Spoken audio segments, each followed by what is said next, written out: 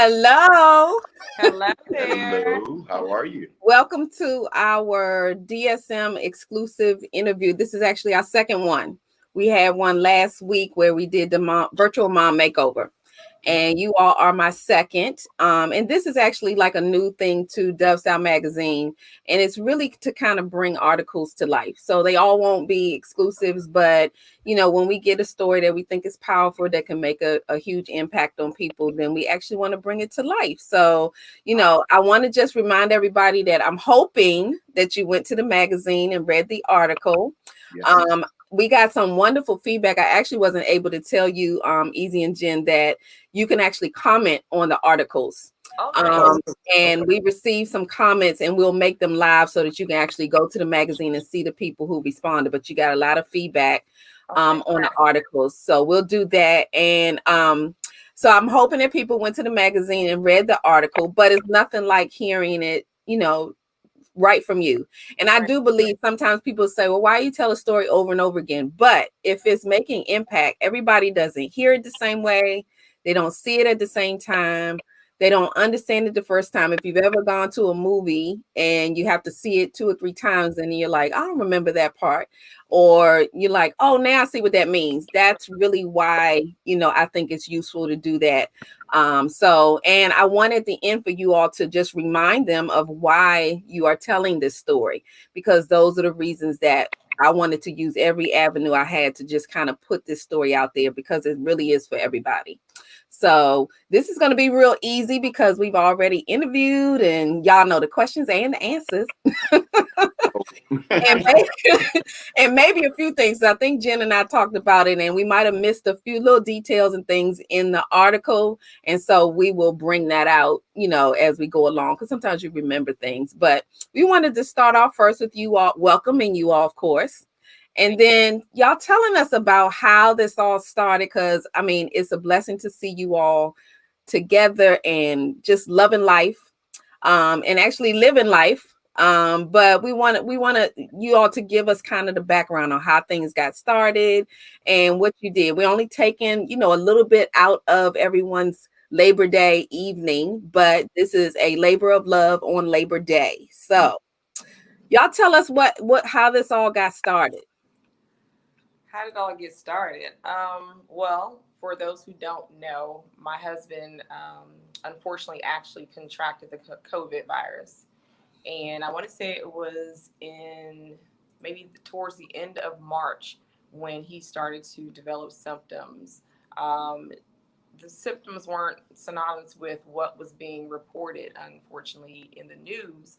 It just started off with like a cold, right? Yeah, So, I had a cough. I was broadcasting live on Facebook.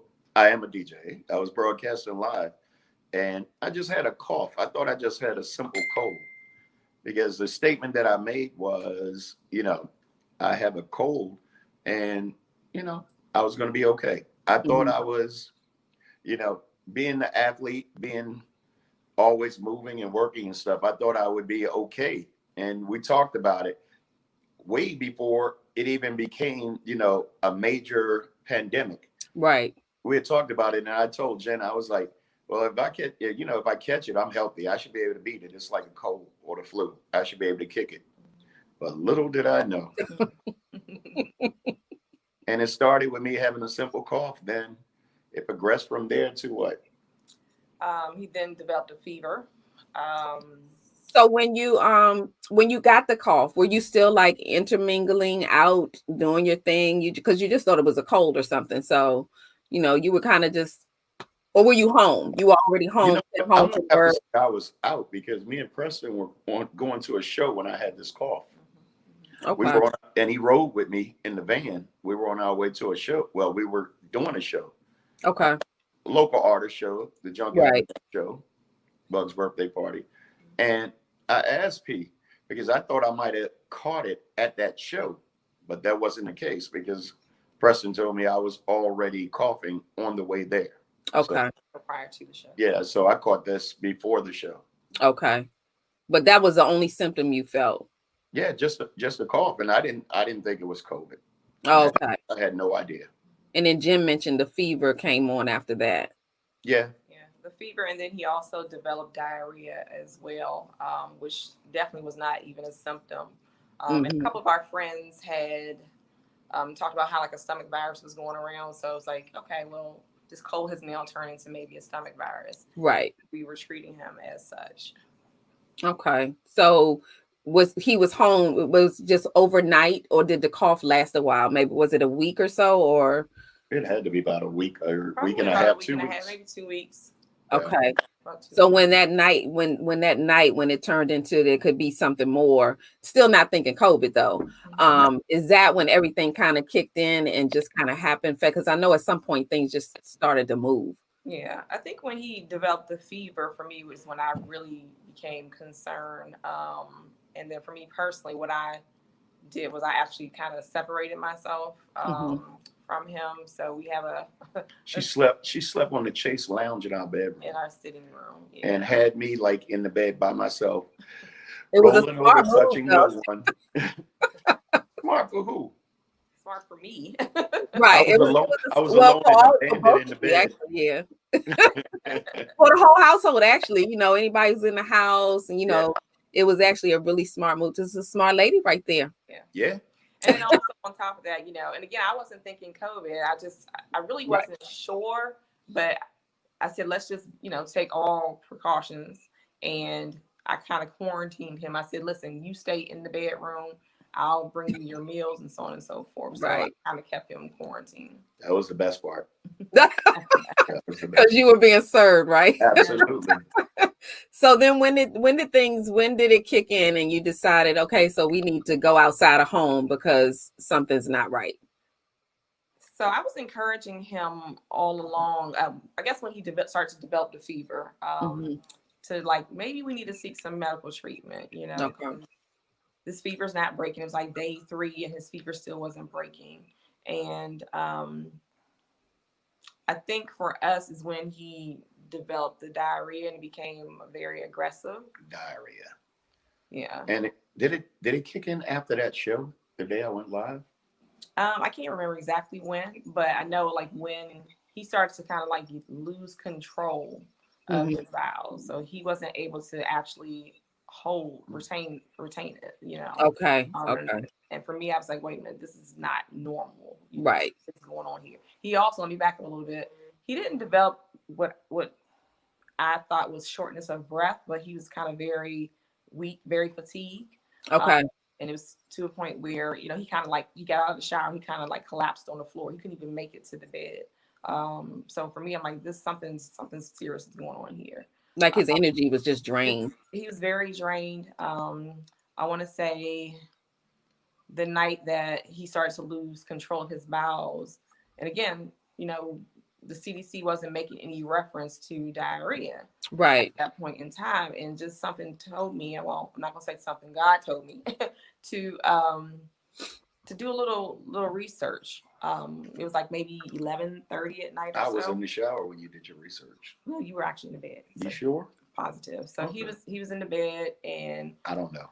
I was like, I need to do some research, and I did some research. What's up, David? I came across an article it was like a health article from another country, and how they were saying that they found in certain cases overseas that diarrhea was actually one of the symptoms of the COVID virus, and that these other countries needed to start to include other symptoms or look at other symptoms. Okay. Yeah. And so because in the beginning the only thing was the cough. It was a cough. Yeah. And then I think when we interviewed, you even said that it wasn't the cough they were talking about. You just had a regular cough. Yeah, it was just a regular. Right. It wasn't that really raspy that they kept saying. So we thought in the beginning, I think everybody kind of thought, well, if I don't have that cough, then I'm good. Right. When I was doing the live, though, people didn't tell me this till afterward. After I got out of the hospital, they were like, they heard the raspiness in my voice. It seemed like I was out of breath when I was doing the live, but I know I was tired. Okay.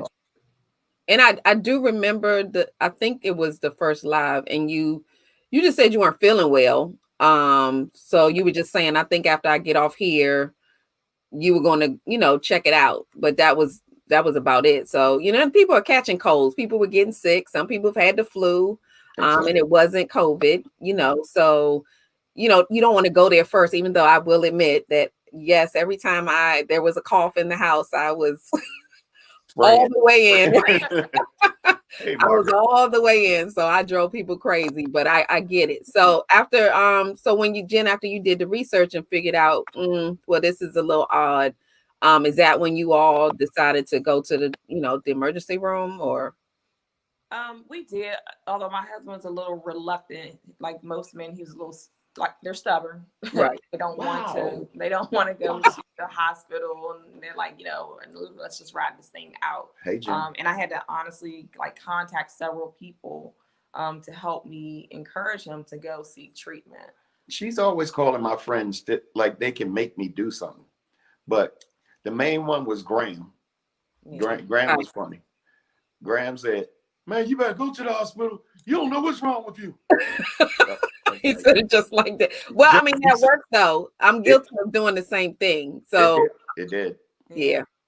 And I mean, you're annoyed, but at the same time, you're like, okay, you're telling everybody now, and I pulled out the mamas and the children, and but I had the stipulation I didn't want to go to Fort Washington. No offense. okay. I didn't want to go to Southern Maryland. No offense. I asked her, can we go to Nova in Virginia?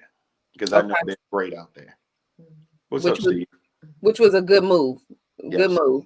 Most definitely. Mm-hmm. So how was that experience going to, I think we talked a little bit about the drive and getting there.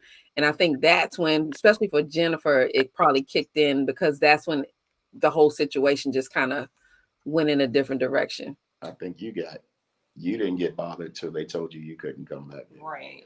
But the ride there, from what I was told by Jen, and the little I remember, I think I was like a mile lethargic, maybe, just like quiet. And if I'm quiet, something's wrong. He was very, very quiet, very lethargic, and Nicole. he just. I keep shouting out Facebook people. I'm used to that when I do my. Oh, no, that's it. I want you to to acknowledge it, because they're all tuning in and commenting. So I'm going to try to show you who's on. That's my sister. Hi, Nicole. What's going on, Nicole? So welcome.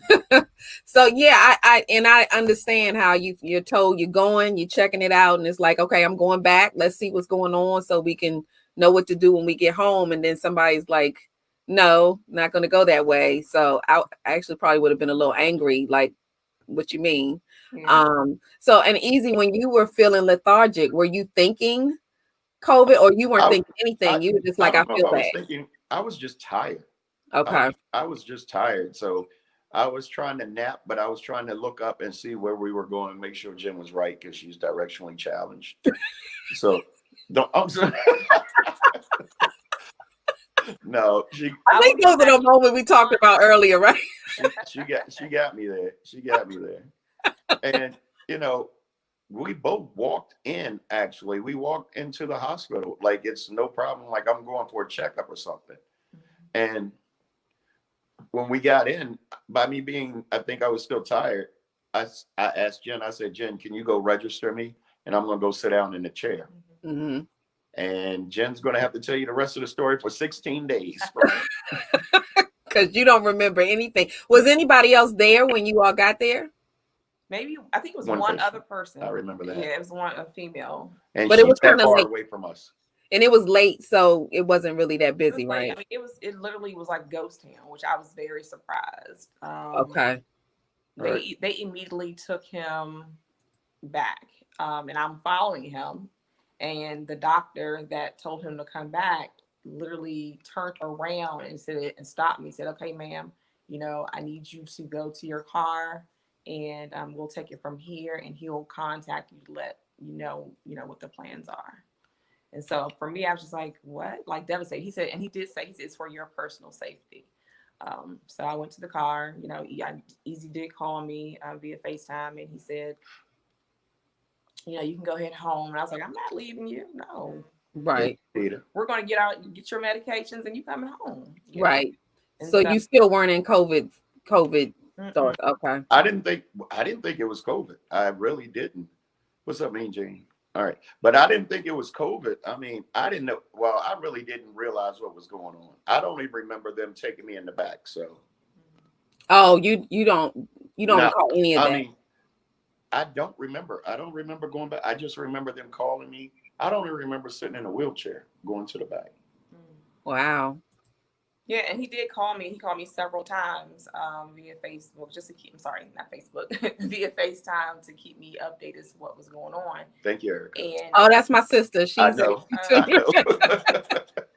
She don't do social media, but she say hello. Hey, Erica. hey, Erica. Thanks for tuning in. And so he called me and he's like, I got it. And I'm like, you got what? What are you talking about? They said I got it. I got the COVID the virus. And I'm like, wait, what are you talking about? I said they don't even have rapid testing out now. So how in the world can they say you have it? Like, what is going on here? And so they tested him for the flu. He didn't have the flu. What they did was they took an x-ray of his lungs and he had pneumonia. And pneumonia, the strain of pneumonia was synonymous with the COVID virus. So that's why he was led to believe that he had it at that moment in time, but he had not been officially diagnosed with it. Okay. Hey, I got a question. Did I sound excited when I said I got it? I mean, I was just wondering. I mean, I had no idea. Like I won something. I got it. But you already knew Jennifer. I didn't know. I She's was looking like. No, well, it might have been a nervous excitement. Concerned. He looked very concerned. He's like, I got it. Like, oh my gosh, like this is crazy, type scenario. Right. Because he didn't think you didn't think you were gonna get it. You were like, this is something else. Yeah. Right. And then you don't know what the next steps are because it's like, okay, I have it now. What does that mean? Right. And then when it happened, we didn't know what that meant. I mean, it wasn't looking good for, a lot of people at that time. So that was devastating. And the doctors really, I mean, after it's all over, looking back at it, the doctors didn't really know what was going on. They did. They didn't. I mean, this was new to them. What's up, Keisha? Yeah, this was new to them as well. You're gonna keep flashing names. I'm gonna keep calling people's names. Hey, Jack. That's fine. That's fine. Oh, okay. Yeah. And Jen said I called her and gave her play-by-play, or I called you and told you I had it. Right. Is that after that? That's when I did the video, because I did 2 videos that I don't remember. You were in there. Right. I don't remember, but I look back at the videos and I told people, I'm not feeling well. I'm going to be in the hospital for 3 to 5 days. Well, they're going to put me under for 3 to 5 days. So that turned into 16 days. So that's what you kind of knew from inside. And then Jennifer, what was the messaging you were getting? Were they giving you more information and he just didn't know what was going on? They were. And I think honestly, looking back on it, they probably weren't giving him the full details of it all because they probably didn't want to startle him. Mm-hmm. But yes, so CJ, yes. They contacted me and said, Mrs. Baldwin, we hate to inform you of this, but your husband, he's not doing good. He's clinically deteriorating and we need to vent him. And so I was extremely devastated because again, I'm thinking, all right, spend a night or 2 in the hospital. Okay, we can adjust to this. But not so, yeah. So it was definitely devastating to hear that he needs to be vented. Let me throw this out there too. A lot of people running around here saying, I got sicker because of pre-existing conditions. I didn't have any pre-existing conditions. I even asked the doctor, I was like, after I got well later, before I got out of the hospital, I was like, so was I sick or something before I came in here? He was like, no. So that takes that out, when they were saying that, you won't get it unless you have, some kind of issues pre-existing, that kind of defeats that whole, because I mean, some people are thinking, oh no, I'm good because this, oh no, I'm good. And I'm not sure where they're getting that from. Because when I'm looking at the numbers, considering how many numbers, I think there's like some of everybody in those numbers. So I don't know how you could exclude anybody. Right. Yeah. So, okay. So Jennifer, when they put him under, because he doesn't know anything at that point. You went through a whole gamut of things, emotions, feelings. That's when prayer, you already praying, but that's when prayer kicked in, the overload, family kicked in, friends kick in. So tell us a little bit about, what you went through, because you were going to have to tell this story to him, later. He's still asking questions, so forever, right? Right. I'm still asking questions Right. to this day. Yeah. So I was when I received that. Well, let me back up, because when I sit back and I reflect on all of the events that transpired, one thing that really kind of stood out to me, and people that know me, I'm really deep. I guess I'll say I'm spiritual, but I definitely, my faith is strong, and I'm a believer of God, and I believe that He guides us, all throughout life. And the day after Eyez had got vented, I was talking to my mom, and all of a sudden my phone, I got a text message from Eyez's phone. And mind you, he's already vented. And I looked Right. at I was like, well, this is weird. I just got a text message from him. Then I get a FaceTime call from his phone. And I'm like, okay, what's going on here? So I answer it, and it's my husband looking like not a zombie, I don't want to use that term, but just like in a deep state, like a daze. Okay. And then I hear a nurse's voice say, hi, this is nurse such and such. He was doing something really weird with his hands.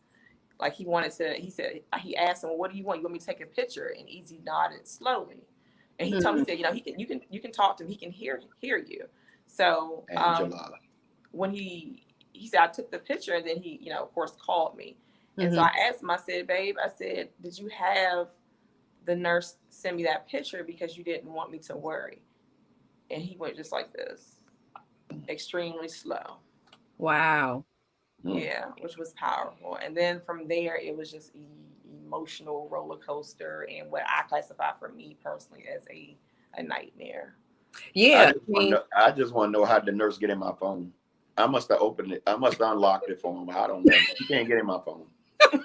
I got a passcode, a thumbprint, and some more stuff you got to go through to get in. Well, then maybe she had a little help, and while you weren't, but somebody helped her get into that phone at that moment for a reason. God did. Yes, absolutely. I kind of felt like that moment was one of God's way of just saying, "Listen, he's going to be okay." Right. I got you. Don't lose. I got you. Yeah. Don't lose your faith. And that's one thing that my mom did say to me, because when I got that call about him having to be vented, fast forward a little bit, a couple of days later, after he had been vented, I got a very devastating call from the doctor that was treating him at times. So he had a serious, complete medical team that was like always tending to him and just providing him excellent care. Till I woke up. Go ahead. So I got a call from a doctor. We were praying all along and everything, and I said, okay, I got this. He's going to be sedated for several days. Okay, all right. They're gonna fix my baby, and he's gonna come on home. It's okay. Right? Yes. Yeah, not so. I got a call, and the call basically was the biggest blow that I've ever received. One that I definitely wasn't expecting. And the doctor said, Ms. Baldwin, we hate to inform you, but your husband basically is dying, and we're doing everything. And I can remember vividly the passion that she had in her voice. She said, I promise you, we are doing everything, but he's not responding to our treatment. And then she asked me that question. Tracy. She asked me that question if I had, if he had an advance directive in place. And for those that don't know what that means, your will. Well, not so much your will, your insurance to be buried and all that. No. What does it mean? It means should you die? I'm sorry, y'all. Pause for a second while I educate my husband. It means if you were to, your start to fail, like what are your last wishes in terms of treatment? Like, do you want to be revived, so on and so forth? Okay, so So we're back. That's my last. And so she's like, telling me, to revive.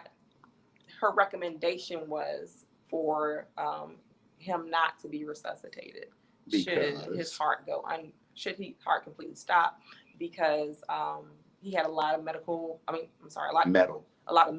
so the ventilator and a lot of other equipment attached to him, that should they give him the full resuscitation, whatever it is that they do, that could cause extreme damage to him, and could basically leave him in a vegetative state.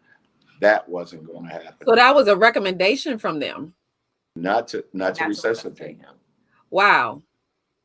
That's well, because when you're hearing that from the doctors and you're trying to do the best, for this situation, and you try not to be selfish to your own, like do what I want, and not knowing if you all had the conversation, like when I've lost my aunt, and my mother knew that she had conversations about what she wanted to happen if X happened, and my grandmother's like, I don't care, this is what we're doing because that's my baby. So then all of that has to run through your head while you're on the spot, having to, because you can't sleep on it too long. You got to make some decisions. Yeah Which I couldn't answer. I couldn't answer her.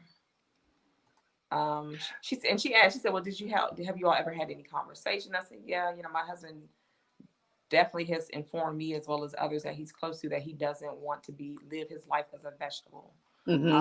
But I do recall asking the doctor at the time, I said, let me ask you a question. How's his blood pressure? And she said, well, out of everything, his blood pressure is pretty stable. And so in my mind, I said, well, that's my husband sending me a message letting me know that he wants to live. And so I told her, I said, I needed to consult with other family members, his close friends, and then get back in touch with her. And so that's what I did. I didn't answer her question, didn't give me a question. And I contacted several family members as well as friends, close friends. See, I'm the silly one, because I wondered if when I heard him say that, did my eyes go, what? But I so I don't know. I'm sure I went. You're imagining that it's not right. So for me at that time, I would still hold on to my husband even as a vegetable. But at the same time, I wanted to honor what he wanted. But at the same time, I didn't want to have to answer that question. Right. I want you all to fix my husband. That's what I want. Right. Don't make me have to make that decision. So do what you do. Yeah, pretty much. And so I contacted several loved ones, and of course they were taken back by the information that I was providing, and they couldn't make. Well, I did say that. I said, well, listen, I did ask the question, about his blood pressure, and I said I want us to all be on the same accord that his blood pressure is saying that he wants to live. So that's where we want to direct our prayers and our strength towards it. Well, and at that point, you kind of gave them their marching orders on how we're going to do this. Yes. Yes. It was like, okay, this is my sign that I needed to hear to know that it made your decision for you in that regard. It did, but at the same time, I still had to make a decision. And we all collectively agreed that, he told us that he doesn't want to live as a vegetable. Right. So the directive that was given was, listen, continue to provide do everything for him. Do every single thing for him. He is telling us that he wants to live because you're telling me that his blood pressure, out of everything that he's going through, from all his organs failing, from his lungs, from his liver, from his kidneys, everything failing, his heart is still somewhat strong, or his blood pressure. I mean, it's all kind of connected. Right. Money. Hi, Lady Samaria. Hey, Samaria. So we were like, let's let him fight, And so at that time, I said, okay, time is of the essence. Like, we are getting ready to go to we're in spiritual warfare, and we have to come together collectively as a unit to pray, petition God on my husband's behalf. And that's what we did. Well, and you did mention something about you told them something regarding vitamin C, because I know people have all kinds of questions, but you mentioned Yeah. that in the Yes. interview. Yeah. So that came maybe a couple of days later. So after I was hit with that devastating news, I literally I literally had a breakdown. Like Mm-hmm. I cried. I cried out so loud in our home. And I called my mom Mm-hmm. and the thing that she said to me, where's your faith? Where's your faith? And so at that time, I'm sorry, I knew that I had to go to war. Right. I had to go to war, Yeah. and um, when you don't exercise your faith and you kind of wallow in what you're experiencing at that time, you delay, the power of God. And Right.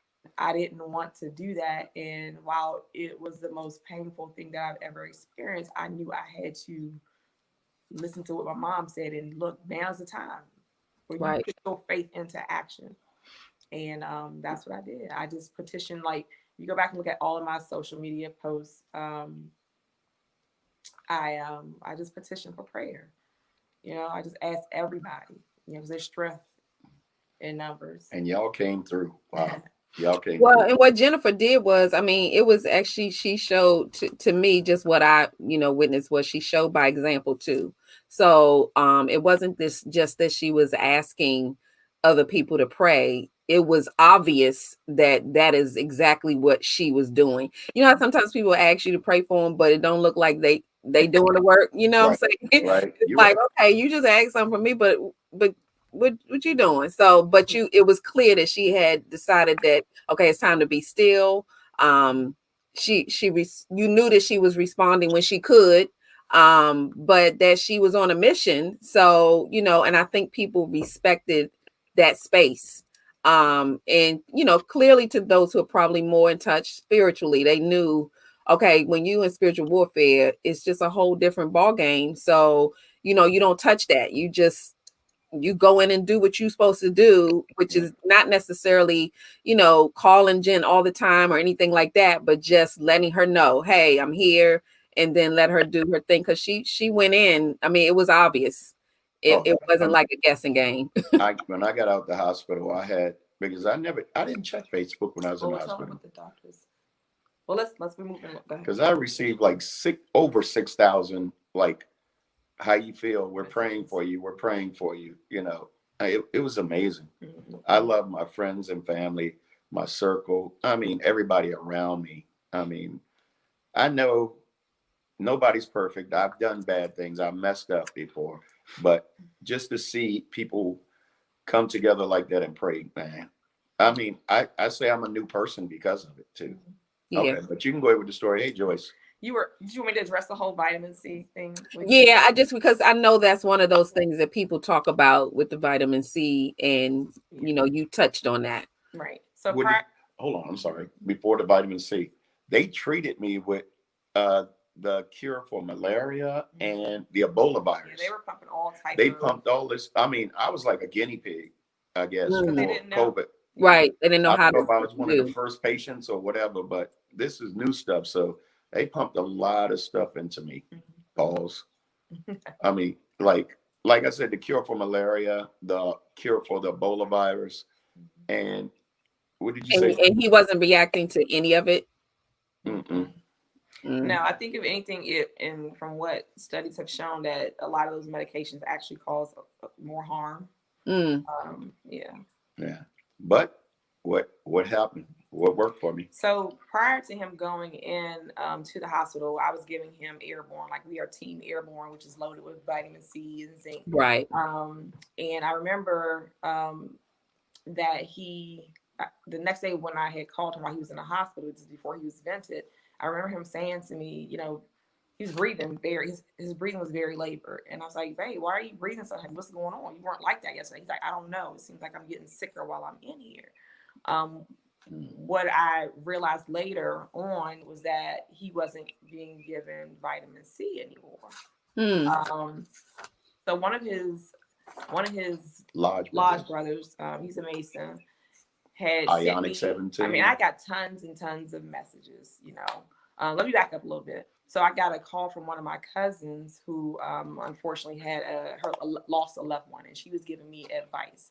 Okay. And one thing that she said, Jen, if I can give you any advice, is to continue to fight for your husband because he can't fight for himself. And she said, told me how when she had got that devastating news that she had stopped fighting. So she was encouraging me to continue to fight for him. Okay. So me having that conversation with her, it was like a light bulb turned on in my head. And I was like, she's right. So how can I go into fighting mode? And I remember I had got an inbox message from one of his lodge brothers, had mentioned vitamin C. I then quickly remembered, wait a minute, I was giving him vitamin C. Let me contact the doctors to see if that's something that they can give him.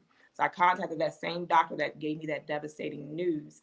And she basically was saying, no, we don't think it can be done, this, that, and the other. I'm like, what do you mean you can't give him vitamin C intravenously? And so she basically kind of brushed me off.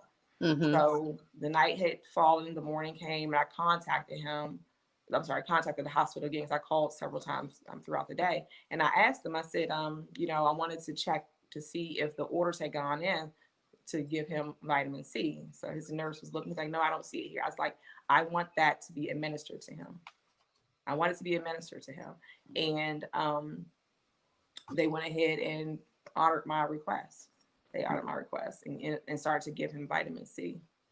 Well, I wonder what, and I guess I can't really speak, but I wonder what the pushback was. I mean, especially if you don't know how to do this, anything that you suggest, it's like, how could vitamin C hurt a situation? So they might have thought it was a waste of time. I think, and I honestly, okay. Like, why? Like, I done told this lady, like, her husband is dying, and then now it's just a matter of time. I felt like we were against the clock. You know what I mean? It's a matter of time. So why even bother? Which I kind of, looking back at that, was very lazy on her part as a medical professional.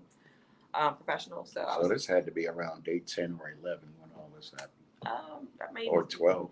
Maybe so, or a little bit. And that's definitely not the mindset that anybody who has a loved one in the hospital. I mean, you can't go lazy on people because they are actually in full blown, whatever. So, and that makes it even more frustrating because now you're not just fighting for him, you got to fight them. Right. Exactly. Right. So they did in fact honor my request and give him that. And then I remember also talking to one of my best friend. She had put it in my mind she's like, well, you can't even go up there and see him. I was like, no, they won't even allow me to go see him. She said, well, maybe you can call. They'll and they'll put the phone by his ear. I was like, you know what? That's a great idea. Let me just see if they'll honor my request. And so I called and I asked the question, and the nurse was like, yeah, we think we can accommodate that. So then I went on to a daily routine of contacting them and them letting me talk to him at least twice a day. And I said, well, maybe if he hears the voice of his other, his friends and, family, that will help turn things around. Because there have been like medical studies shown out there that, if the person is in a dying state and they hear those familiar voices, that can actually kind of help bring them back to life, so to speak. And that's part of the story I loved, just what you did and bringing that together. Because you were just working on adrenaline and it was just kind of like things were, well, I mean, he was downloading things to you to do. But it was a great idea. I mean, you hear about it, you see it in the movies kind of thing, but then, a lot of people, I think, dismiss things. If they're in the movie, they just say, oh, that's not for real. I mean, at least I know my husband does. If I say, remember the movies, like that's the movie, but I mean, they're getting it from somewhere. So everything is not fantasy. I mean, I can't remember in detail who was talking to me, what was said, but I do remember hearing voices. I mean, I remember hearing my sister's voice and my brother. I heard my brother. I heard your voice. I did. I heard your voice. You were there with him in here. Pam had talked to me. I don't remember Pam's voice. It was a lot of people she had talked to me, but it's 3 people: Jen, my sister, and my brother. I mean, I remember hearing their voices. So you can't you just know you could hear something. Yes. Yeah. Yeah. That's amazing though. I And mean, I'm unconscious. Yeah. Because yeah. what they paralyzed me and sedated him. and sedated me, put me in a coma basically, put me in a Right. coma and paralyzed me so I couldn't move. Because people don't know the trach is metal. The thing, well, not the trach, the ventilator. It's metal that's going down your throat. Oh, okay. Yeah, that just the thought of You want me to show you a picture? no. I don't. No, but I do know that, you know, and I told people after I had some kind of procedure and I had to a colonoscopy or not colonoscopy, it put, I forgot what you call it, but they had to check my throat because I had GERD really, really bad. And they put me under, but I was able to see, I saw a silhouette. I heard things. I heard someone in my ear telling me to breathe. Um, I choked. I guess I was coming. I don't know if I was coming out of it with it, but my eyes weren't open or anything. But after that, it messed me up. So I told people, look, the subconscious is powerful. That's why after that, I don't go to sleep on, you know, bad information, scary stuff, whatever. I don't fall asleep on that stuff because You're going to think about it's in your psyche. I mean, the subconscious is powerful. So Right. yeah. So that goes to feeding yourself positive and all that kind of stuff. Yeah.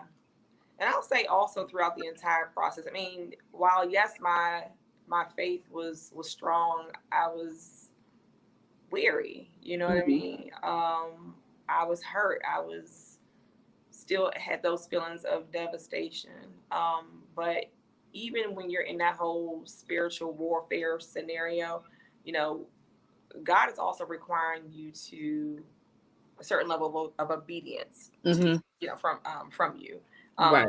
So I was fasting, I was praying. You know, God was telling me to do certain things that I was like, what? You know, but I was doing it. Like, for example, sending away my dog because I felt like, oh, I still have my dad and I still have Bailey Hills to give me comfort. But God, back up a little bit, my father was also diagnosed with COVID. And so he ended up having to go into the hospital as well. He didn't have it as severe as my husband did. That's right. But that kind of like took my father away. So I'm like, okay, well, I still got Bailey. God's like, no, I need you to be dependent solely on me. This is about me and you, Jim, me, you, and Easy. And so he required me also to send my dog away. And I was lonely in this big old house all by myself. But I said, okay, Lord, what is it that you want from me? Tell me whatever it is that you want from me. I'm going to do it because I want to save my husband. Well, and that's why that's why I think this journey that you had was so important to share. Because you are setting an example for how this works and how prayer works and how it takes a village. It takes, you know, your spouse, and it is actually a labor of love on a whole nother level. I mean, I think people think they know the sacrifices and the things that you do. They think they know until you are in a position where this is what you have to do. And if you're not ready for it, you get lost. And part of that is being able to hear him speak to you. Because if you're not clear on that, you're going to miss the messages that, you know, can save. Absolutely. Yeah. And that's why this is such a powerful story. So when you were going through that, I mean, I think that's where you actually drew your energy and you kicked into, you know, we doing this. Yeah, I did. And one thing, and I don't recall if I mentioned this in the interview for the article. Hey, Soror, it's my sorority Phi Xavier. Hey, Phi. Thank you for tuning in. Hey, Lisa, I don't mean to cut it off, but is this at a certain time? We got to be off in an hour.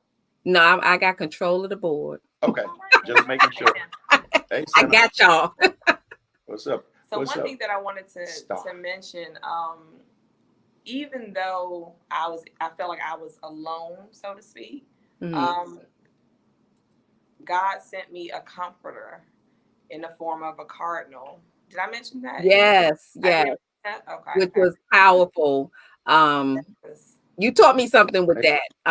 There was some funny moments, you know, even afterwards, because you actually shared how I think Easy experienced the cardinal as well at some point. He didn't believe me, so yeah, Right. he didn't believe me. He thought I was crazy. He's like, Jen, we done seen that bird fly around the house a couple times. I'm like, no, you gotta understand what the bird was actually doing.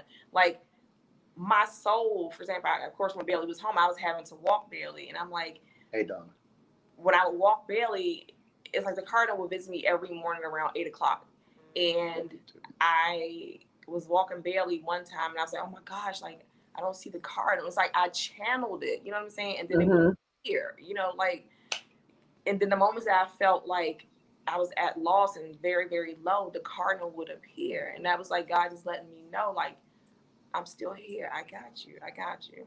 That's it. And you didn't believe it. Oh, I mean, because the bird flew into the window so many times before, like months before. The bird was crazy, just flying into the window, just pop, clock. He would like get our back door, and he would like be tapping at our window, and that's probably a message in itself. Yeah, maybe I should have let him in. So like, why is this bird constantly knocking at our window? And I don't know if that was God's way of letting us know that something was about to come or what, but it was just crazy how he would just do that all the time. And when I was telling Easy about the cardinal, I was like, I gotta tell you about this cardinal. He's like, okay. His alter mind. But I had an experience with the cardinal that made me go, oh my God. This was after I was out the hospital, right? This is when I was home, and we're jumping ahead a little bit. Yeah, we're way ahead. We're gonna go back to that's fine. Yeah. This is talking about the cardinal. The cardinal flew and actually hit me in the face because the window was down. Because I like fresh air. I'm sitting in the car, waiting for Jen to come out. The cardinal flew in the window, hit me, and just flew right back out. So I'm like laughing in your face. Well, he didn't hit me. You know, the wings were right here. Right. So I was like this. When she got in the car, I said, babe, why did the bird just fly in here to my face and just break out? I mean, hey. She just said, I've been trying to take the bird. So that, like, I think when we interviewed, I said that just tells you maybe that was also a signal that I need to listen to my wife because she knows what she's talking about. Well, I mean, you know, but I think it was an example of, you think about weird things happen and people just assume, okay, somebody in here is crazy. I don't know who it is, but I'll take it. And people don't say things because they're thinking someone's going to think I'm crazy, but she even trusted you enough that, okay, I know who Easy is, but I'm going to tell him about this bird because I think this means something. And then I think that the message was, okay, well, you don't have to listen to her right now, but at some point I'm going to show you that she knows what she's talking about. And y'all were covered long before this. So I think that's why you saw it for months before, because it was a reminder that it's not just for this. I'm here. Yes. Yeah. All right, now back in the story. Now here comes my crazy parts. Well, the first blessed thing that I like, I woke up, and this is why I called my coming out party when I started DJing again, the resurrection. I woke up on Easter Sunday. I mean, I blame that on my wife's strong prayers, my family's prayers, my friends' prayers. I mean, yeah. Just to give you a little background with that, they had called me. So they had called me maybe several days prior to him waking me up, and they had said that, you know, Ms. Baldwin, we got some great news. You know, your husband is improving. Mm-hmm. Okay. And this probably was like after I had gone through almost like a serious week of just deep prayer and meditation, and we got that call. She's like, you know, things are looking better. They're turning around. And I was super, super excited about that. And it just, I don't know. The whole situation, now that I sit back and look at it, is just a blessing in itself. Ooh, I can't read that. I know. That's my auntie. dissertation. That was my auntie. That kind of threw me on. What were you saying? Right. I go back to when I woke up. Oh, so I remember. So I remember it was like Easter, it was Good Friday, and I was like, Lord, you know, like they were having some concerns that as he was starting to come out, that there were some issues, and they thought that maybe he experienced like brain damage, like he wasn't responding to commands is what I'm trying to get to. And they had wanted to do further testing, and I just was like, oh my gosh, like just give them some time. But I remember just feeling really, really low and just saying, Lord, it's Good Friday. Like I know tomorrow's your day, and I don't want to, be selfish, but I need a sign. Mm-hmm. You know what I mean? I need something, God. Like I need a sign. And I called Easter morning, after I had attended virtual church and everything. And I spoke to the nurse, and she was like, Ms. Baldwin, like, he's responding. He's responding to verbal commands, and so that's why we say that Eyez was resurrected on Resurrection Sunday. Because at that point in time where they were saying that he was kind of brain dead, essentially, because he wasn't responding, he was just like in a daze. That he then was responding. So that, again, God answered my prayers. Timing is everything. I'm laughing because the doctor probably still thought I had brain damage, because the first question he asked me, he said, do you know where you're at? So I moved my eyes around. I was like, in the hospital. Then he is like, you know what today is? I was like, no. Then he asked me who was the president of the United States. I didn't say anything. I just looked at him. So he asked me. Yeah, I'm like, am I gonna have to mute this? So he asked me again, who's the president of the United States? I was like this. So he probably thought I was crazy. Then he asked me for the third time. I was like, the orange dude. I had to go there. I'm sorry. So that was a clear sign that you were good. He started chuckling. Then he went through all the, can you feel this? The hand thing, checking my feet, my legs, and all that. Yeah. But, and I think that was like when we talked about it, some of this got into the moment where it actually got kind of interesting in you put Jen through some stuff, like, like you still got people coming for you, because I still even remember sharing this with Lawrence and saying, I was like, I wanted to go get, like she said, she been praying for you, and then you come with fussing. Oh, you're talking about that. You skipped to that part. Okay. Can we back up for one second? I don't want to take away from something else that happened that was remarkable. So I was like, okay, Lord, things have got to change. Like I'm walking in this now, this whole Lord, whatever it is that you want me to do, I'll be obedient. Yes. And so we went into a state of Jen, the orange dude. Everybody's talking about it. Okay, I'm gonna stop. I got you, Jen.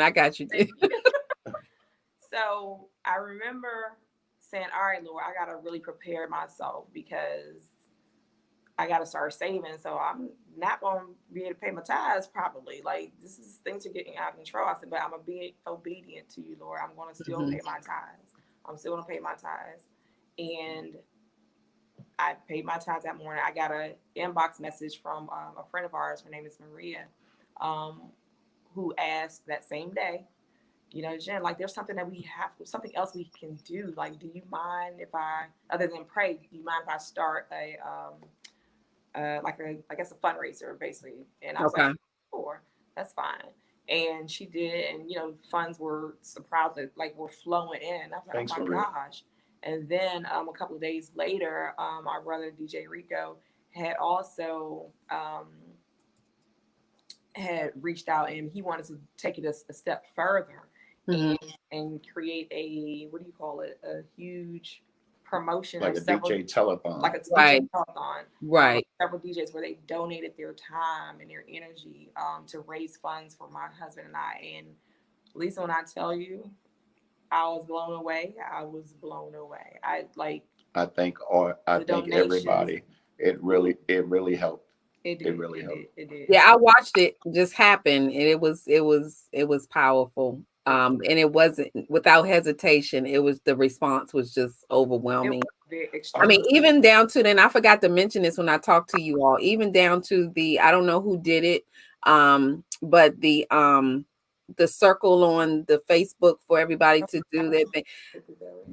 I don't know who did that, but Eclipse. Yeah, DJ Eclipse did that. I would have never even thought about that, but it was like that is so cool, because even people that maybe didn't have anything or whatever, it was another way to support. Yes. And I didn't realize that till I got home, and when I finally got on Facebook, I'm going to people's, page and stuff, and I see this on everybody's page. I'm like, wow, I'm important. I felt like I was like, oh, can I get back to let me go to another miracle part that I missed. Here's another miracle part. When I woke up, I think I woke up in the middle of the night before the doctor came in. He came in the next morning. When I woke up that night, I couldn't talk because they had the trach down my throat. It was taken out by now, but my voice was still gone. And I felt like a fish in a fishbowl because the hospital had like a wall of windows and they're open. I'm laying in the bed. So I wake up, I'm looking out at the window, and I was like, didn't know where I was. So I'm yelling, help, help. And people just walking by looking at me. So me being stupid, I knocked the IV thing over. It ripped it out my arm, thinking somebody's going to come because this is happening. Nobody came. So I got all these monitors on my chest, all these wires. So I just started pulling them out. I'm like, maybe if this thing flatline, they'll come running. I'm pulling these things out, not knowing that I had a tube going down. They put it like in my chest here, and went down into my heart because they were doing the dialysis. Right, so right. I pulled this tube out. And when I pulled the tube out, I mean, I didn't see the blood squirting, but I saw blood all over my hands, and I saw it on my gown and stuff. And then I passed out again. Woke up the next morning, and a Jamaican nurse now, she said, what were you thinking? What were you thinking? You're trying to kill yourself. I'm like, what? Like that. I'm just looking at her like, what? She's like, you pulled a thing out your chest. You should have bled to death. That goes down into your heart. She told Jen, when Jen called up, that for some reason it just stopped bleeding on its own.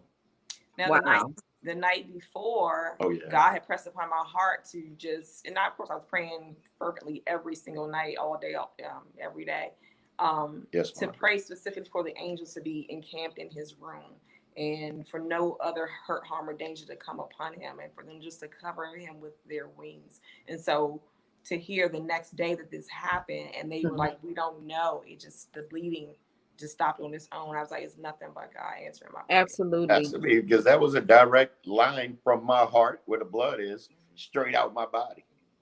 That's wild. That's wild. Now after you hear that he just had to get some attention, Jen. So well, I didn't know where I was. It was like, let me just say this for people who don't understand. So one thing that he was experiencing, and they had told me this, that he would experience confusion. So periodic things of confusion. Moments of confusion where he just like, where am I? And just was off the wall. Is that after being under for so long? That's what happens? Yes. Okay. Let's see. They moved me. They transferred me. I guess I beat the COVID. Well, not beat it, but God took it away. So I was not COVID anymore. So they were going to move me to a regular room. Here comes the funny part. This is 17 days after being in the hospital. I found out that they moved me in the middle of the night, and nobody told me what was happening. I didn't know what was going on. And I called Jen, and don't ask me how did I think this, because I called her. I put two and two together later after I was out in the hospital. But I called Jen and told Jen that I was in the hallway, or that they were trying to take my organs. Thinking that movie stuff, because I didn't see nothing but ceiling tile, and it was moving.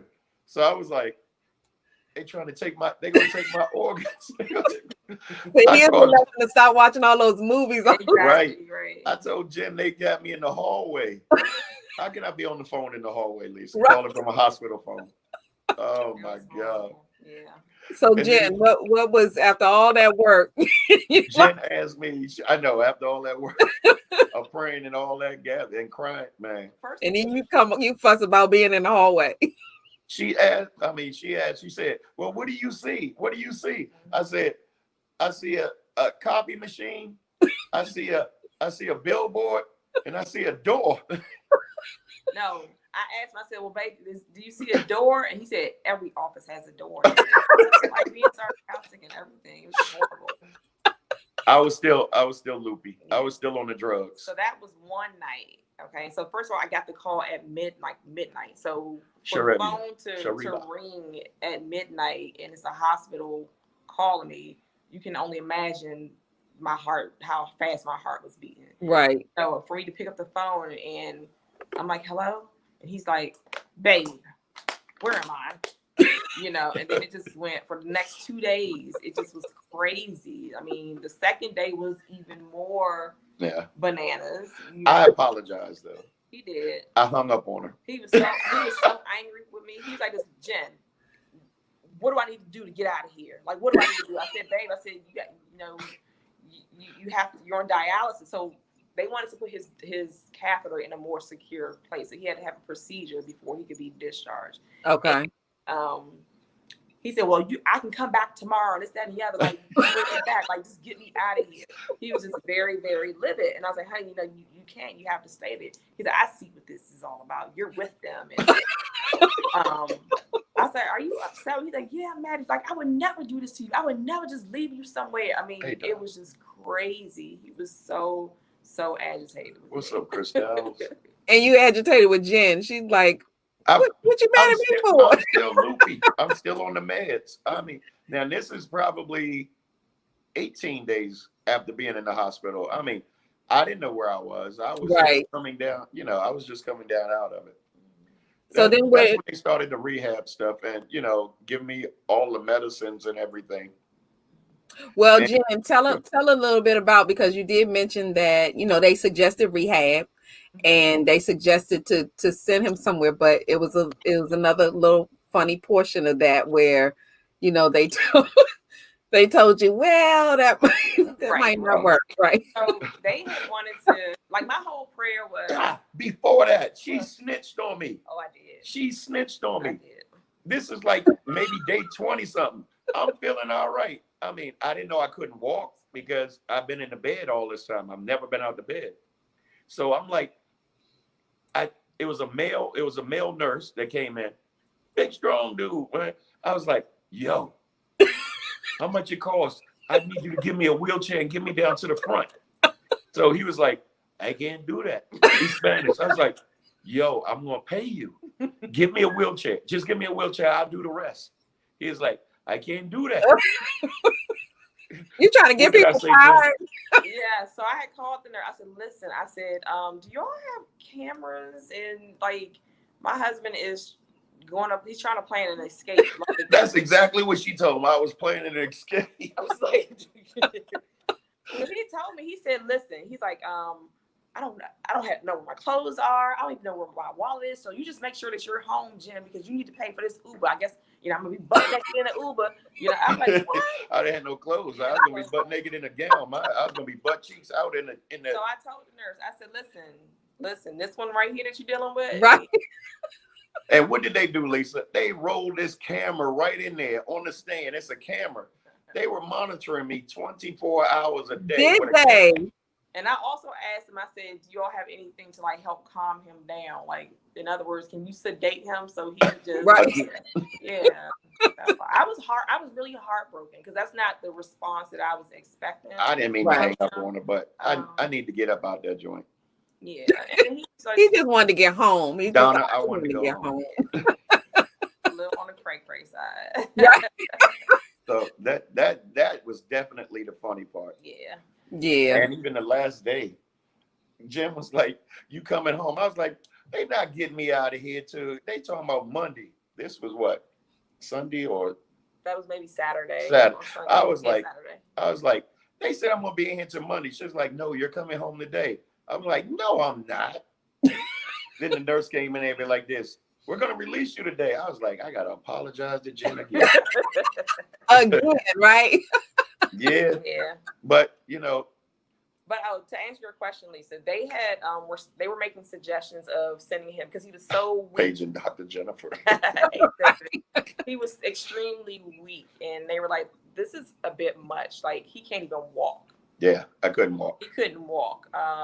They said that, it would be best for him to maybe go to a nursing home for rehabilitation. And I don't know if you all can remember, or at least if you remember, at that time, like, patients were really dying in the nursing home. They were getting hit very, very hard with this whole COVID thing. And so my mindset was like, absolutely not. Like, we don't want that, And, I asked the doctor, I said, listen, is it possible for my husband to receive in-home care?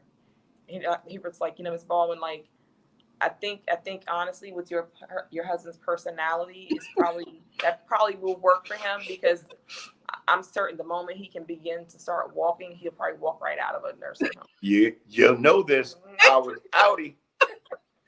Well, okay, so remember to tell him too that, one of the things was he couldn't remember, a lot of things he couldn't remember, right. But he remembered your phone number. Yes, because I called you from the hallway. Right. When you was calling. He did remember my number. Yeah, and that's one thing that our brother Rico, as well as Frisco, had pointed out. Like, Jen, I know you're upset, but who did he remember to call? He remembers your number to call out of all of that. So I was like, yeah, whatever. Right. It was like too soon, right? At least I just went through so much. Right. And I will say, when they took the vent out, they did allow me to, of course, talk to him. And I couldn't really hear him. He's going to be at a very whisper, so it's going to be kind of difficult to hear him. And I do recall him saying, mustering up enough strength. He's like clearing his voice. He's like, hey, babe. I was like, hey, honey. But then he took a long pause. I love you, and that was just very, very beautiful to me.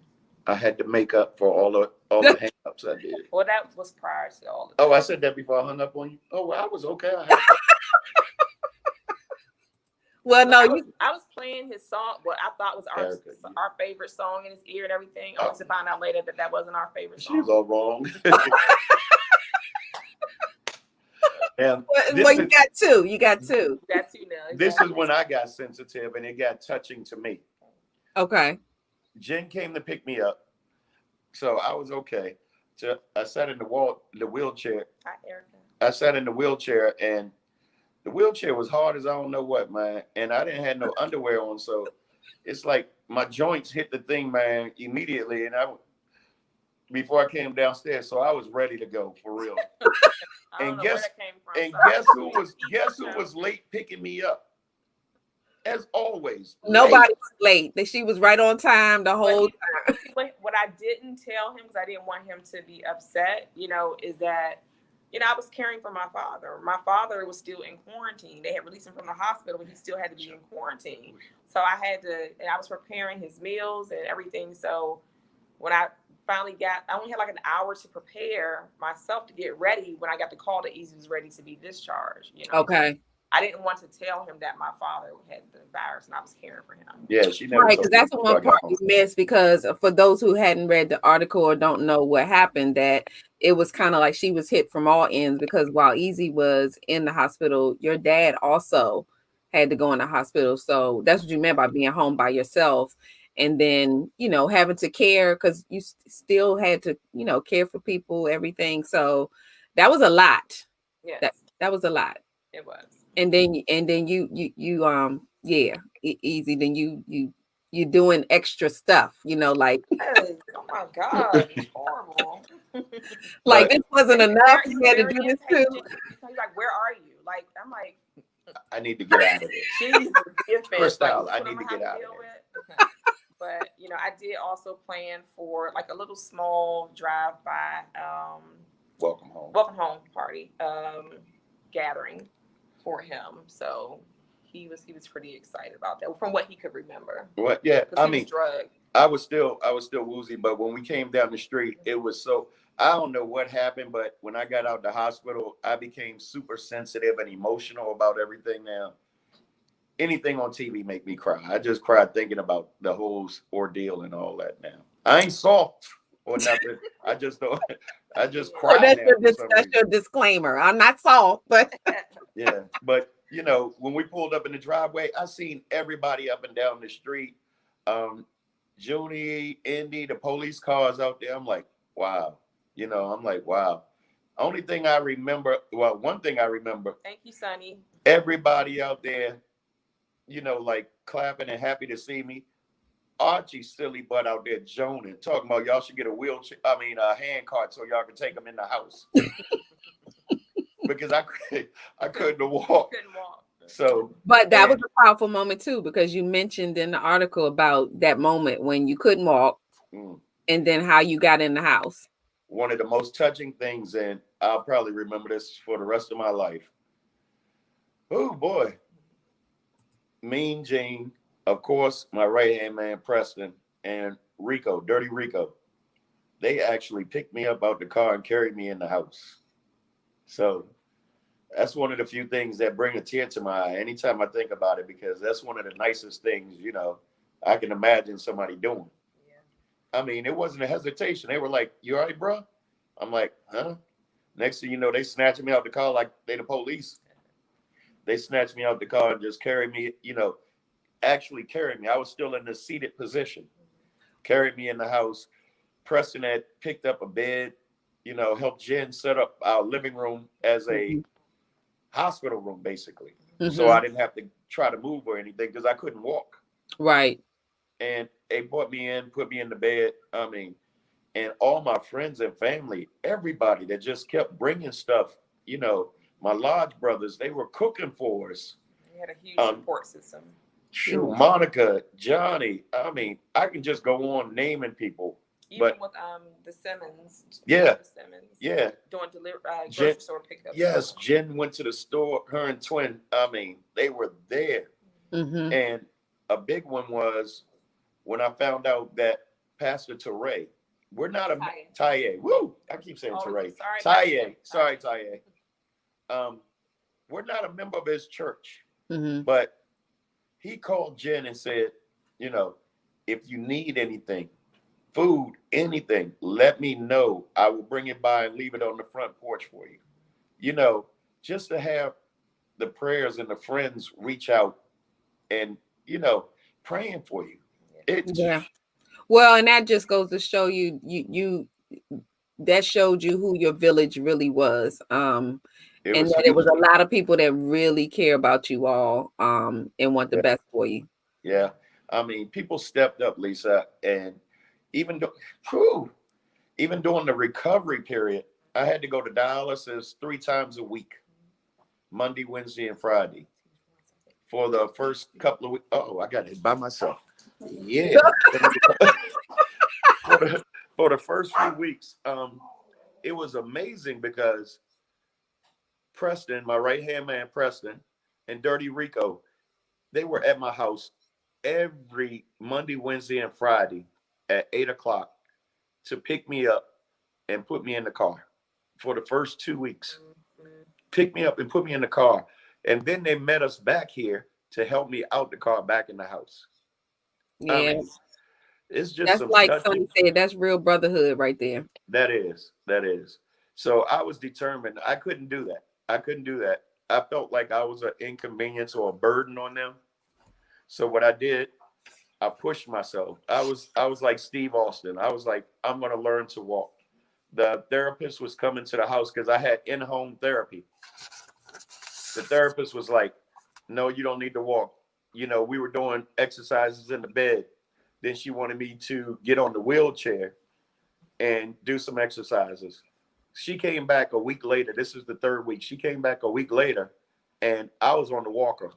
I was on the walker walking, determined. And a couple of days later, right? I'm going to say 3 or 4 days later after that, I put the walker down, was walking without the walker.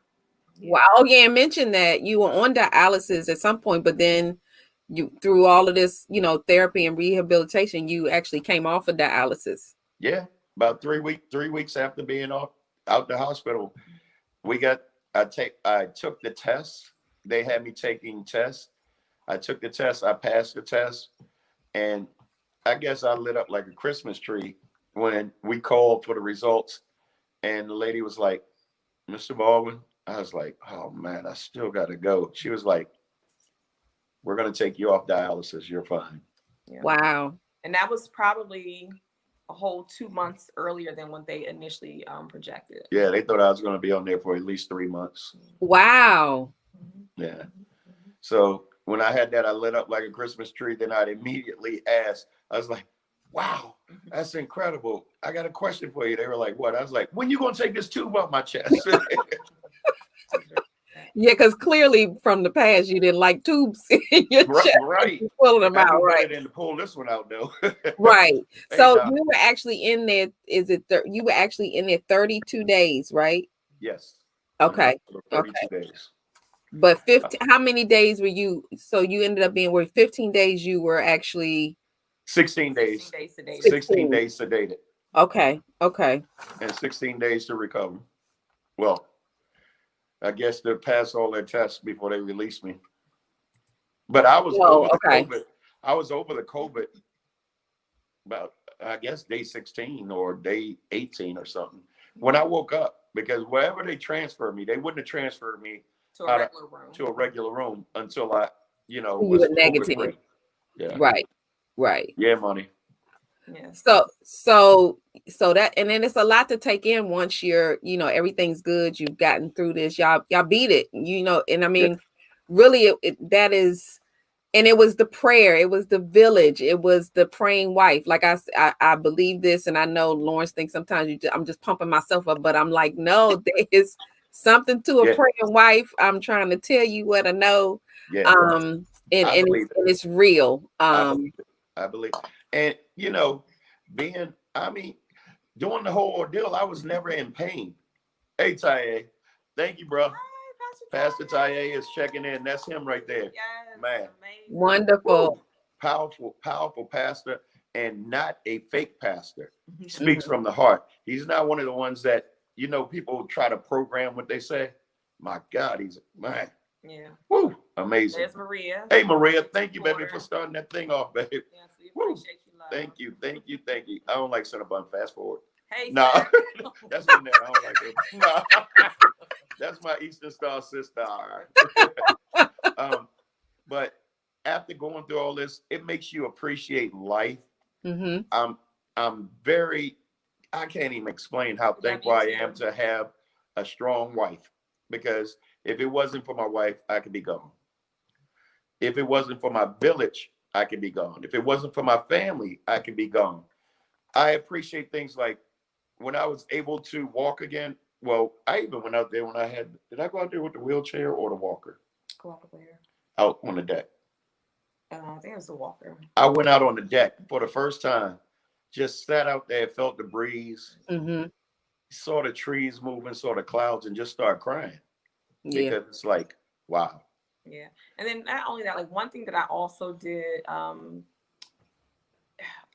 was, of course, making certain promises to God of how things were going to be different going forward. Now, I mean, I want to say we kind of had our own individual relationships with God.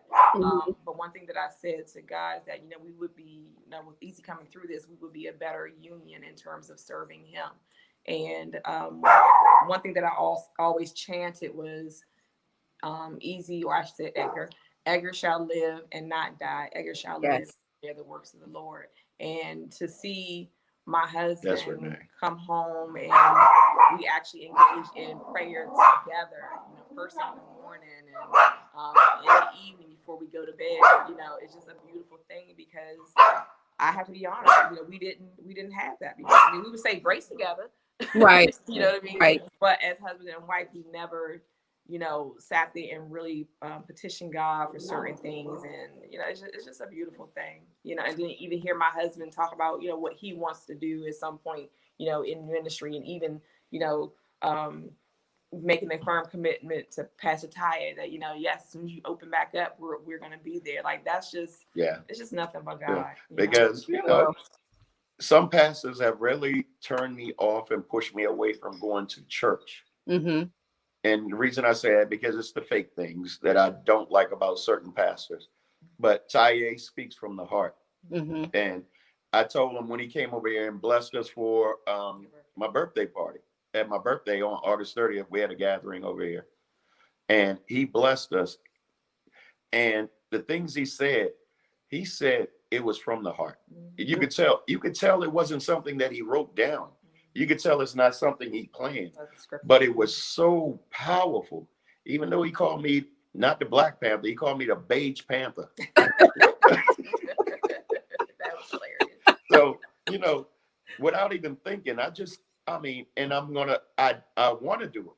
I committed to him that, you know, I know what I'm good at. I'm good at audiovisual stuff. I was like, if your church needs anything, if I have it, you have it. But that is my commitment to Pastor Eyez. I want to make sure his church is perfect, heard, seen, and everything. I'm there. But it's just the fact that family and friends, the prayer, it's amazing. Well, and God allows things to happen for a certain. He has a strange way of bringing you to Him. Yes, it does. You know, I joke about it. I talk about it with my mother, but it's one time I was going to church here and there. Didn't go a lot, but believe and listen and all of that. But I wasn't going like I was supposed to. But when I got a call from somebody at church saying that the pastor wants you to work on this committee at church, and I literally I said, do you have the right, Sister Washington? Because I'm thinking I don't go to church every Sunday, so you couldn't be talking about me, because I'm sure you're talking about somebody who goes every Sunday, y'all know. And it's like, no, it was you. And I said, are you sure?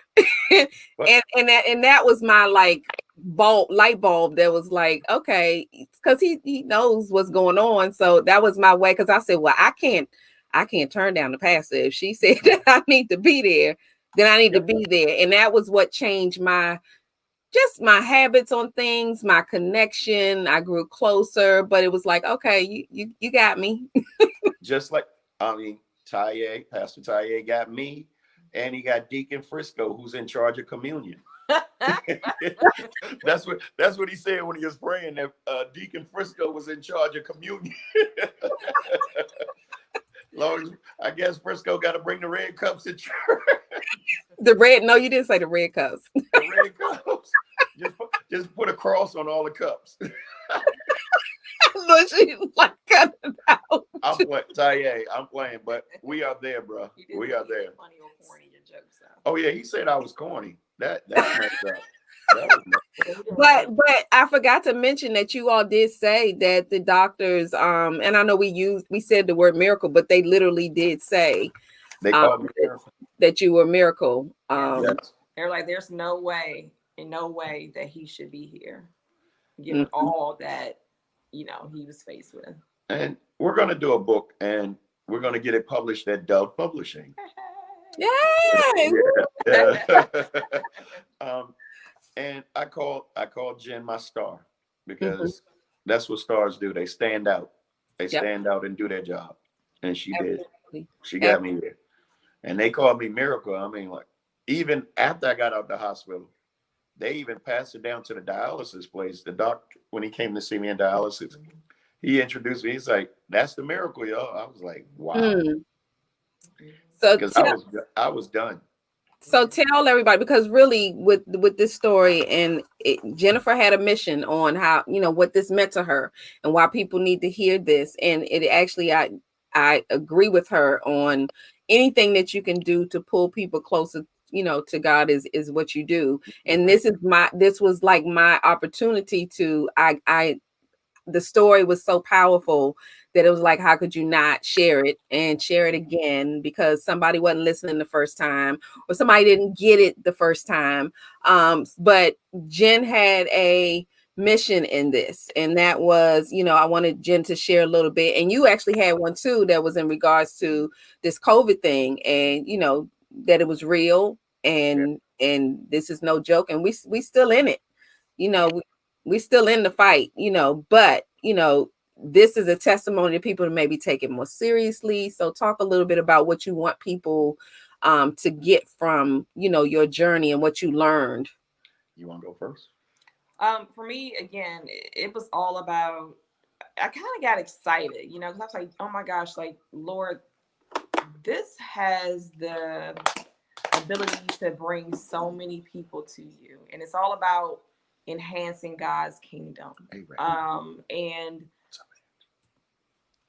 for people who I wanted people to recognize the power of prayer and how prayer can change things, and I think through watching or me sharing with others how prayer turned this situation around in so many different ways, I am only hopeful that people will be encouraged to just, definitely develop a strong prayer life. So it's all about prayer for me.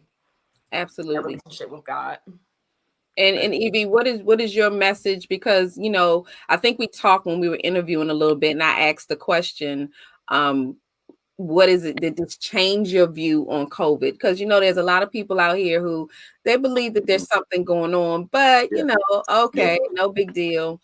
I've run into a lot of people at stores that's just, that's just so, this stuff. I had somebody tell me it was fake. They were like, the government made this up. And I had to express to them, this is real. And as a reminder, I have the scars. That's probably be here for the rest of my life. From the vent, I don't know if you can see it. Let me get close. I'll do a close up. That's one that side. Was from the ventilator being so long. That's one, just so tight. Yeah, on my face, so tight. And it's a reminder every day how serious this is. Mm-hmm. I tell people all the time. I tell kids all the time, this is serious. When I see on the news that people, like, I hate to say it, the Trump supporters walking around talking about they need their rights. It's against the law to wear a mask. You know what? If you want to kill yourself, go over there and do it. Stay away from the people that want to live. We got a God here for us. It's serious. Yeah. Well, you know what? And I'm glad you said that. COVID to me is like one of those things where it really isn't, because sometimes I think that we've come into a place where it's so selfish. Everybody's so me. What I do affects me. But with COVID, the trick is that it really doesn't just affect you. So what you do with COVID will affect someone else. So even if I want to do all things the right way, someone else not doing that can affect, my chances. And that's where we collectively have to come together and say, okay, it's not about me and how this works. But, like when I get teased sometimes because I'm not going to many places or whatever, but I'm staying home for everybody because I don't know. And I do get it that people don't look sick who are out there. So you don't see a lot of people walking around that are ill. And I think mentally that's what we're looking for. If you're not, sweating and all that, then you okay. And that's not necessarily true. That's not true. Right. Not true. And I've slipped a little bit sometimes. I'm comfortable. I'll take my mask off around, certain people that I've been around. But it's real. I don't wish this on anyone. I don't wish it on anyone. Just the experience of not knowing how to walk as a grown-up. This is something you've been doing since you were a baby. Can you, huh? And for me having to bathe you too. Oh yeah. Oh, I didn't mind you bathing me. That was all right. that was work. and she had to cook every day. Yeah. Yes. But as soon as I got better, I've been cooking a lot, Lisa. Have you? I tell him and my dad, I said, listen, okay, you guys are recovered. All right. I'm not cooking anymore. Like, I did not have time for me. You know what I mean? And right. I was exhausted. Yeah. Oh, I'm sure. One thing she did on the religious side too, and I asked about it because I walk around the house and I see these like water prints on the doors. She went around to every door in our house and windows and blessed them with holy water and did the cross on every door. So that was different. I don't know and I keep thinking, do I supposed to wipe this off now because I can see it if I get close to it and stare at it? But I haven't wiped it off yet because I don't know. And that to me was the testament. People think when things happen to you, and I kind of believe this, that sometimes when things happen to you and then it repeats itself and it happens again and it happens again, it's because whatever the lesson was, we hadn't quite gotten it yet. That's the same. And that's why we repeat things sometimes. It's because, okay, whatever we're supposed to get out of that, we didn't get it. So let me throw this back at you. And then sometimes you got to hit people hard. I mean, some people are stubborn. I'm stubborn too. So it's like I remember things that have happened to me. And I was like, why we had to do all that? You know, why I have to, feel like I'm going to die, have a panic. Why I got to do all that? Why you just couldn't tell me? Right. But I wasn't going to receive it any other way. Mm-hmm. Yeah. Miss Hand Sanitizer over here. She reminds me all the time. I swear to goodness. I can don't let me go in the store or something. If I open the door, I can have on gloves. When I come out, she like this. Come here. Squirt. Okay, so I don't feel so bad then because oh my God. Yes, I have the spray, I have the gel, but I was like, I don't know if that percentage is good. So let's do the spray too. So as soon as we get in the car, I'm like, you good? Let me squirt. So I am your hand sanitizer sister for sure. Okay. You better cut this interview off. We are an hour and 31 minutes in. We getting ready to say goodbye. But I want to make sure everybody gets this message. And I appreciate you all for coming on and sharing. It's to share something like this is actually a strength in itself. Because there are people that are going through things and they don't know, who else is going through it, or people not going to understand or not going to believe them, think it's fake, think you're doing whatever. And it touched me. And just watching how you all interacted and how your friends came together, we all just jumped right in. It was just amazing to watch. So I appreciate you all for even sharing and letting, Dove Style Magazine share this in the magazine and, interview you in person. Cause like I think someone said, I saw one of the comments was that reading it is one thing, but, hearing you tell the story is a whole nother step up on how it touches them. So, and I'm hoping that, what you all intended for people is what happens. And that, this moves people closer to what we're supposed to be doing in this time. Yes. So if not just for this hour and a half, I kept you still so that you could, get the message, for those who, would have been out in the street somewhere. If I were able to keep you still for a minute, keep you in the house, that was my little control. No, I'm just kidding.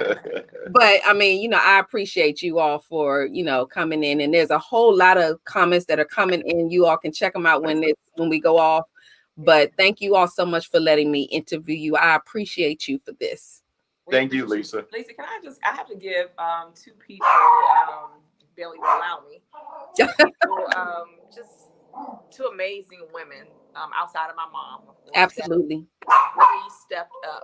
And when I tell you they were there for me day and night, not that I even asked, they just stepped up to the plate and called me religiously, prayed with me, cried with me, no matter the time or day, made sure I was eating. I just want to give a huge thank you publicly to Dr. Joe Bryant, who's an amazing friend of ours, who just was there for me. And of course, my cousin, Renee Mitchell. Thank you both so much from the bottom of my heart. And of course, Mom, yeah, I love you dearly. But absolutely. They helped me down. I definitely got to thank my right hand, Big P, because he was a buffer from a lot of my friends trying to reach Jen. He was a buffer. He was like, I'll tell her, he was like absorbing a lot of the traffic that was trying to get to her to find out about me. So I want to thank him. Got to thank Dirty Rico, Mean Jane. Well, I can go down the list, man. Hey, I want to thank all the people that told her to let me live. That, Frisco. I mean, when I was talking, I still talk to them when I see them, and they were like, yo, Frisco was like, when Jen called him, he was like, I can't answer that right now. He said he put the phone down and cried. Chuck B cried. Archie cried. I'm like, these are grown men shedding tears. So I'm glad I mean something to y'all, and y'all know y'all mean a lot to me. Absolutely. We are truly blessed. We have an incredible village of people, some that we didn't even know. Like, people really stepped up to the plate and just were there for us. And we are forever, forever grateful for that. The Black nurses all across the United States. Our Black nurses. Oh my God, they were reaching out to us. Our Top Ladies of Distinction family. The Masonic Brothers. Family. The Bionic Ionic. And Beehive 66, Leroy King's whole crew. It's just, this will be another hour if I try to thank everybody. Lisa. Right. And so I thank you. I really appreciate you. And I hope that this story continues to move people in the right direction. And I know it will. So I'm glad to have been a part of just spreading the news in moving people closer to God. I'm hoping that everybody is kind of getting on board with what we're supposed to be doing, which is exactly what this was all about for me. So I appreciate y'all. I'm so glad you back with us. And Jen, hey, we're here. The Washingtons are on board whenever. Washington. Yes. And Lawrence too. And L Boogie. Thank you, Lawrence. Yes, indeed. We gotta hit the golf course, man. Oh, he's already doing that. Yes. Yeah, he's on the golf course every day that the sun is shining, I believe. Oh Lord. He getting ready for retirement, so there you go. Yeah, also, but then he think I'm supposed to keep working. So also, that's LP Painting, one of my sponsors. If you need some painting and drywall, check out LP. And tomorrow is Take It Tuesday, so I'm running all the sponsors. So check them out. And Jen, remember, because I just bought some fabulous hoops from you, but you all still could, support them in all the things that they're doing for paparazzi and DJing. You see Easy every day. Looks like now is something going on. Business back to usual, right? So I mean, and that's a blessing. So thank you all so much. I'm glad you spent a little bit of your Labor Day with us, and we appreciate you. Disney World wave. Bye. Thanks for having us.